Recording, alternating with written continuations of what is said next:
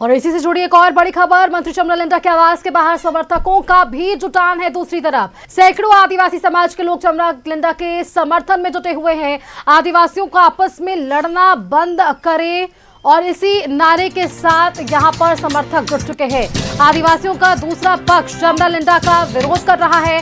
सिलमटोली flyover ramp को लेकर ये विरोध चल रहा है। तो आप ये जरूर देखिए, आज जो तस्वीरें हम देख पा रहे हैं चमरा लिंडा के आवास के पास।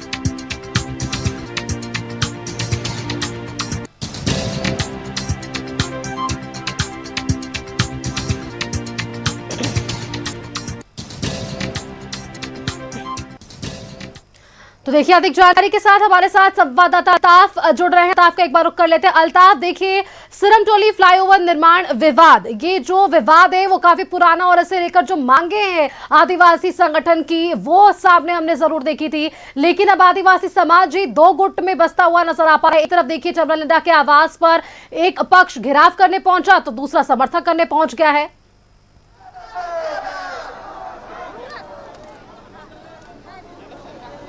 बिल्कुल सुष्मिता, बड़ी तस्वीर आपको मैं दिखा रहा हूं। इस वक्त देखिए 4 बजने को है और जो प्रदर्शनकारी यहां पहुंचे थे वो अभी थोड़े देर जो है उग्र हो गए और वो बैरिकेडिंग तोड़ने की कोशिश की। आपको दिखाना चाहूंगा कि यहां पर इस वक्त जो है टुंडुल बस्ती के पास 4 लेयर बैरिकेडिंग की गई थी और पहला लेयर आदिवासी समाज प्रदर्शन कर रहा था यहाँ पर, वो पहला लेयर तोड़ने में काम रहे।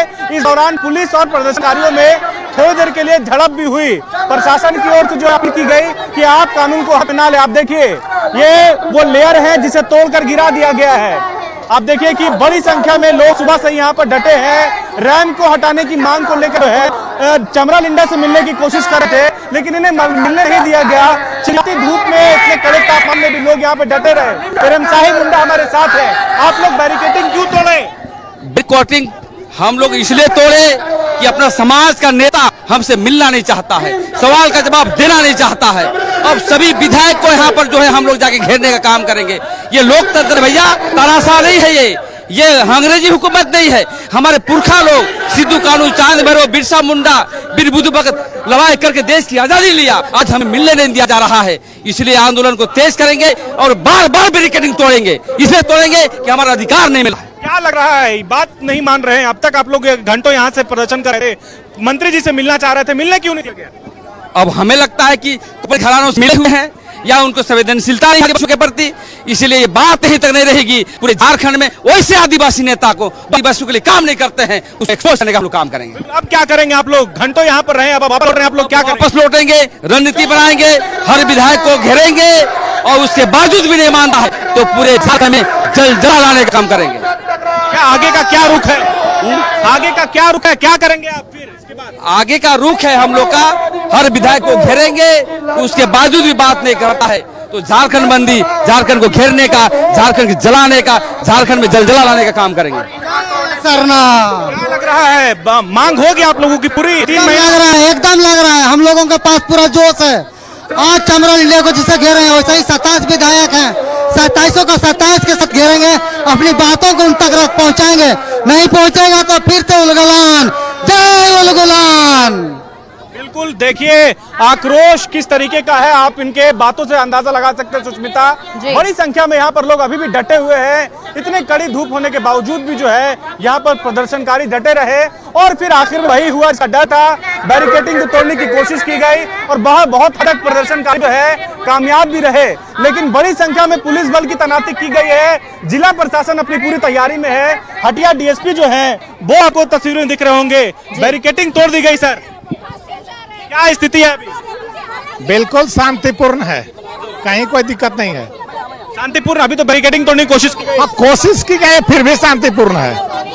अब तो आंदोलन समाप्त कर दिया, सभा ही समाप्त हो गई, अब क्या पूछना है? आप लोग मिलने क्यों नहीं दे रहे हैं चमरा लिंडा जी से? कौन हम कौन होते रोकने वाले? बिल्कुल, देखिए सुष्मिता, हटिया डीएसपी पीके मिश्रा को आप सुन रहे थे। गीता श्री उरांव और तमाम जो चेहरे हैं आदिवासी समाज संगठन से जुड़े, वो लोग, उनमें खासा आक्रोश देखा जा सकता है। यहाँ पे धरना जारी होता है। क्या हुआ बताइए? हमेशा ये लोग प्रशासन है ना, हमेशा सीने में धरा देगी, कपड़ा खींचेगा और बाद में न्यूज पे क्या बोलेगा कि यहाँ आंदोलनकारी लोग हमला कर रहे हैं। यह हमला होता है क्या? रिस्पेक्ट अपनी जगह, ड्यूटी अपनी जगह और एक सलीका अपनी जगह। जब हम सलीका दिखा रहे हैं तो जरूर में भी ये लोग यही चीज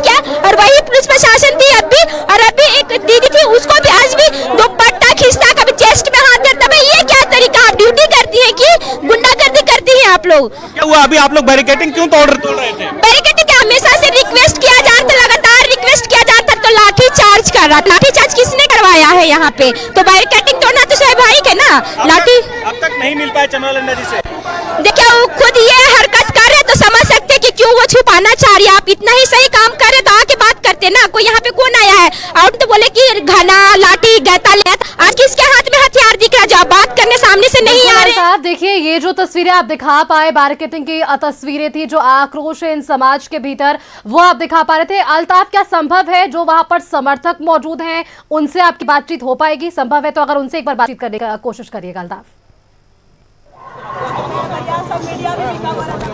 सुष्मिता, मैं आपको बताऊं कि ये जो बैरिकेड्स हैं ये चमरा लिंडा के आवाज से 500 मीटर की दूरी पर है और जो समर्थक है वो दरअसल उनके आवास के पास है। तो ये बैरिकेड्स के उस पार जाने की जो है संभव नहीं है कि मैं बैरिकेड के उस पार जाऊं। अब जब मैं आवास के नजदीक पहुंचूंगा तो उनसे बातचीत कर पाऊंगा। लेकिन आप देखिए कि ऐसे कई लेयर बनाए गए हैं बैरिकेड्स के, बैरिकेडिंग की गई है ताकि मंत्री के आवास तक लोग नहीं पहुंच पाए।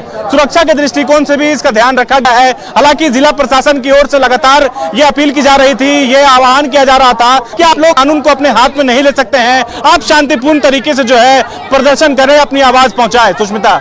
बिल्कुल अल्ताफ, बहुत बहुत शुक्रिया अल्ताफ आपका हमारे साथ जुड़ने के लिए और बाकी तस्वीरें दिखाने के लिए।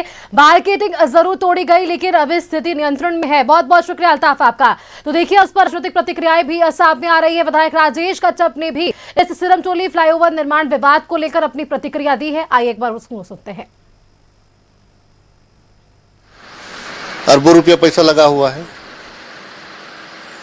आप जो है वैकल्पिक व्यवस्था यहाँ दे सकते हैं, तो सरकार तो तैयार है वैकल्पिक व्यवस्था के लिए, कहाँ तैयार नहीं है।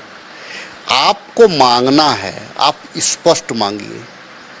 और तमाम जितने जो बुद्धिजीवी हमारे आदिवासी समाज के जो अगुवे हैं, जो किसी ना किसी राजनीतिक दल से जुड़े हुए हैं, सामाजिक, आप जो है ना कि सामाजिक लड़ाई को राजनीति ना करें।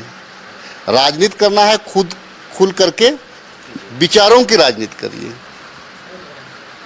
और विचारधारा की राजनीति करिए। समाज को राजनीति में आप उसको मत लपेटने का प्रयास।